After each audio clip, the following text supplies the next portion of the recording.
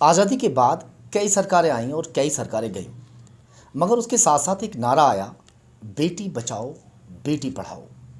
जैसे ही ये नारा प्रचलित हुआ तो बेटी वालों को ये लगा कि शायद अब बेटियां बच पाएंगी, बेटियों की सुरक्षा जो है वो हो पाएगी। कहाँ तक सुरक्षा हुई? कितनी बार हम लोग भी इस नारे की दुहाई देते नजर आए।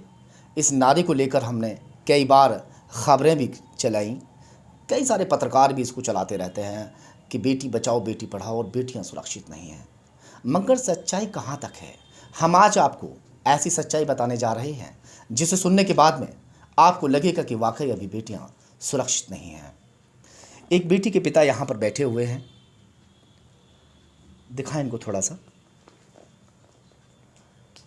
इनकी बेटी 3 साल तक अपने मुजरिमों को पकड़वाने के लिए थाने की भागदौड़ करती रही, मगर अरेस्टिंग के नाम पर उनको ना तो कभी पकड़ा गया, ना ही उनसे ये पूछताछ हुई कि उस बेटी को इतनी बुरी तरह से उन्होंने आखिर क्यों मारा था। बताया जा रहा है कि 3 साल पहले इनकी बेटी चारा लेने के लिए गई थी खेत पर। जिस दौरान वो चारा लेने के लिए जाती है, उस दौरान कुछ लोग वहाँ पर पहले से ही घात लगाए हुए होते हैं, जो उसी गांव के होते हैं, ताकि बाहर के लोगों को ये जल्दी से शक ना हो पाए कि ये लोग यहाँ पर क्यों बैठे हुए हैं। उन्हीं के परिवार की वो लड़की भी होती है, क्योंकि उस खेत के आसपास एक भट्टा है और वहाँ लोगों की आवाजाही हर वक्त लगी रहती है। जैसे ही इनकी बेटी शबाना को वो लोग वहीं दबोच लेते हैं और उसी के दुपट्टे से उसके हाथ पैर बांध देते हैं और गलत नीयत से उसे अंदर की ओर खींचना शुरू करते हैं। मगर किसी तरह से उसकी आवाज़ निकलती है और चीखने की आवाज़ सुनने के बाद आसपास में जो लोग भट्टे पर काम कर रहे थे वो लोग उसकी ओर दौड़ पड़ते हैं, तो वो वहाँ से छोड़ के भाग जाते हैं। चलिए पूरी बात सुनते हैं उनके, जो शबाना अब जो इस वक्त इस दुनिया में नहीं है, उसके पिता यहाँ पर बैठे हुए हैं, बातचीत करेंगे। और एक और बात और मैं आपसे कहना चाहूँगा कि 3 साल तक शबाना जो है वो अपने हक़ के लिए लड़ती रही कि उसे इंसाफ मिल पाए, मगर शबाना उस मारपीट में, जो उसके साथ मारपीट हुई, उसको ऐसी अंदरूनी चोटें मारी गई, वो ख़त्म हो गई। चलिए बातचीत करते हैं। क्या नाम है सर आपका? मेरा नाम निसार खान है साहब। क्या हुआ था उस दौरान जब आपको पता लगा कि आपकी बेटी के साथ वहाँ कुछ गलत होने से? क्या वो बताएं थोड़ा सा। लड़की सुबह शबाना करीब 8 बजे के करीब चारा लेने गई सवेरे, तो हम मौजूद है। उसकी माँ भी बाद में साथ साथ पीछे चली गई। अच्छा, ये वहाँ खेत में बैठी थी, जाकर बैठी ही थी, तभी वहाँ से पहले ही घात लगाई। ये लोग बैठे हुए थे वहाँ, अहमद हसन वगैरह ये और राजू वगैरह, तो ये इस लड़की को खींच के ले गए अंदर से। लड़की चिल्लाई बिल्लाई वहाँ, तो ये अंदर जाके इन्होंने जो है अड़हर के खेत में ले गई, मारपीट करी, इसके हाथ पैर बांधे। कितने टोटल लोग कितने थे?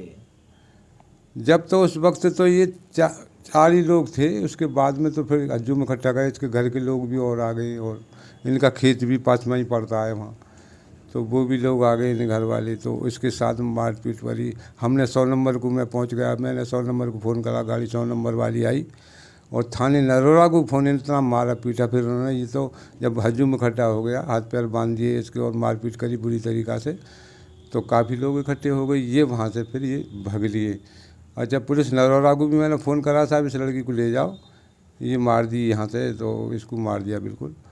तो नरोरा एसओ चरण सिंह उस वक्त एसओ था, उससे मैंने फ़ोन करा, और 100 नंबर को 100 नंबर गाड़ी और पुलिस की गाड़ी आई, और उससे लड़की को हाथ बंधे हुए अभी खोल खाल के वो ले गई थाना नरोरा, और फिर ये फ़ौरन ही कसेर कला वहाँ भेजा।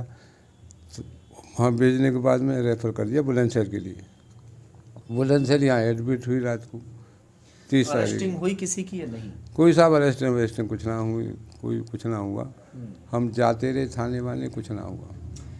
मीडिया ने भी छापा था, ये अखबार की कटिंग आप देखिए।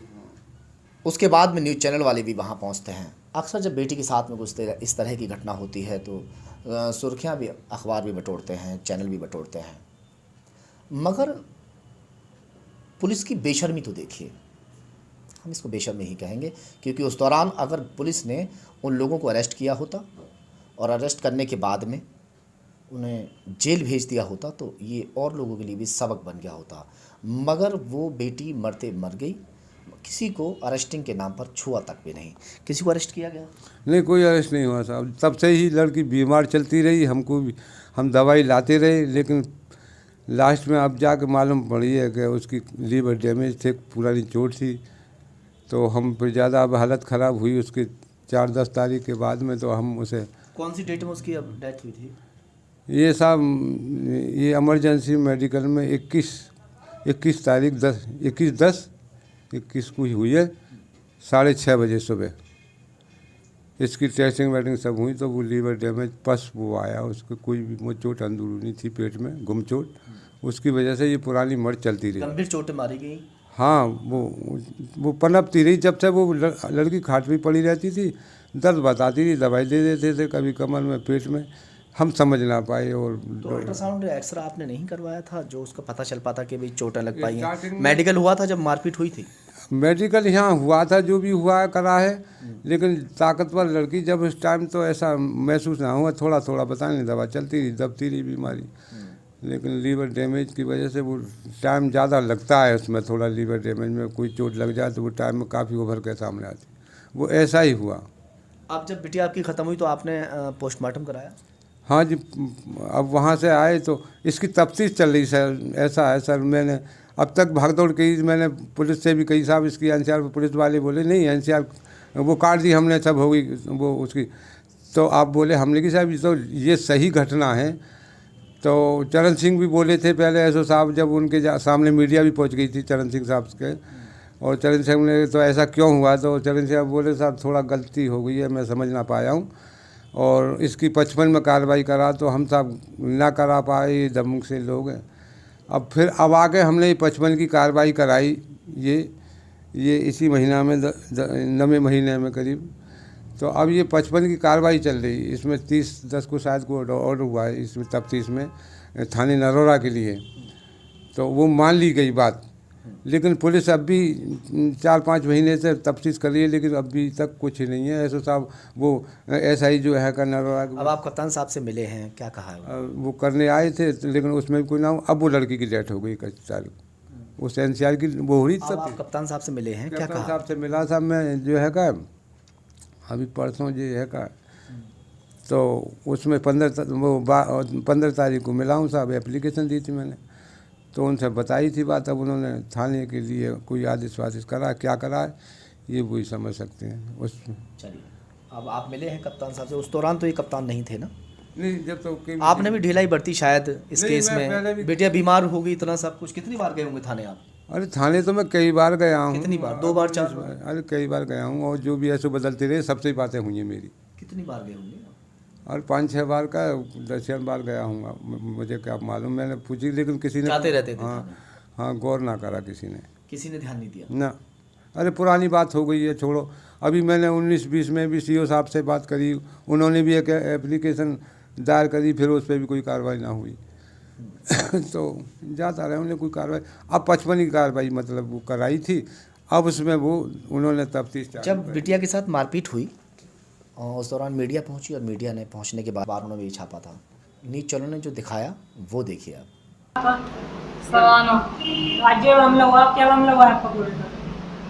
मतलब मैं अपने चारा काटने गई थी अपने खेत पे। अच्छा, अपनी काट में गई थी। कौन से दिन? 30 तारीख को। अच्छा, जुमेरात का 30 तारीख की सुबह को? हाँ, सुबह को गई थी। अच्छा, फिर आपके साथ क्या क्या हुआ है? तो मैं आकर बैठी थी, ये 3 लोग आए थे, इससे पहले भी वारदात की थी इन लोगों ने, दोनों लोगों ने, एम हसन ने और राजू ने। तब मैं भाग गई थी, रिपोर्ट कराई थी। ये लोग कौन है? एम हसन, जिसका कोई मैटर नहीं है। ये कहाँ के हैं तीनों लोग? गाँव के हैं मतलब। अच्छा, आप कौन से गांव की रहने वाली हो? लखनऊ।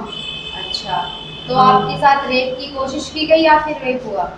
फिर मुझे 3 आए थे, वो राजू, वो एम हसन और फजरू और रूबी, वो तीनों मुझे खींच के ले गए। मेड़ पे बैठी थी मैं, अंदर दोनों भाई अंदर थे, वो ताजुद्दीन और राजू। तो उन्होंने कहा इसके पैर बांधो पहले इसके। मेरे अंदर ले गए थे अड़हर में खींच के, मेरे पैर बांधे थे पहले, दोनों हाथ पैर दोनों बांध दिए थे, हाथ बांधे फिर पैर बांधे, फिर बांध दिए, फिर पीटा मुझे, तब इसकी पिटाई लगाओ। दोनों भाई ने पिटाई लगाई, तीनों भाई ने। और रूबी और एम जसन वो अलग खड़े हो गए थे।